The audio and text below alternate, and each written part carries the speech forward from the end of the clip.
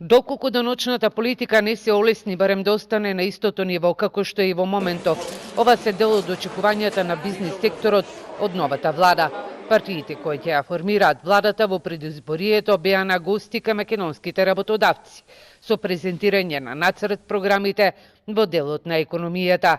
Извршниот директор на Стопанската комора Антони Пешев денеска од Штип им порача дека реалниот сектор очекува она што го ветиле да го испорачат и во пракса.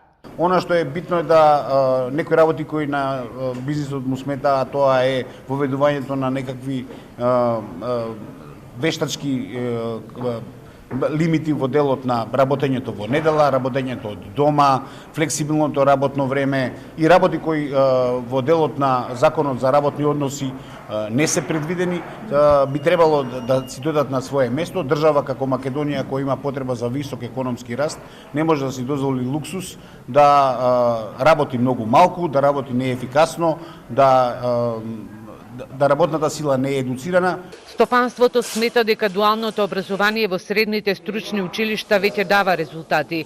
Според бизнис заедницата, овој добар пример треба да се примени и во високото образование, бидејќи последните анализи покажуваат дека во време кога се развиваат модерни технологии и вештачката интелигенција на земјава, потребно е 50% од вработените да бидат високо едуцирани. Она што е битно да се знае дека Македонија секако и предстои уште една голема промена, а тоа е прилагодувањето на новите трендови. Имаме нова индустријска револуција која е веќе дојдена и мислам дека во тој правец заедно со универзитетите треба да направиме максимален напор они да се го прилагодат својата наставна програма, курикулумот према потребите на времето кое доаѓа. Има компании кои што даваат многу солидни стипендии, кои што возможуваат платена практична работа, кои што возможуваат студентите уште од првите години на студирање директно да се поврзат со компаниите.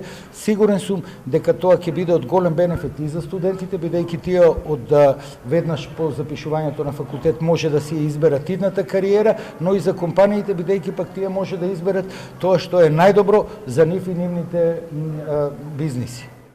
Идните студенти на Штипскиот универзитет Гоце Делчев денеска преку дебати и презентации од страна на компаниите имаа можност да се запознаат што им нудат во текот на студирањето, но и какви можности за вработување по оформување на своето образование.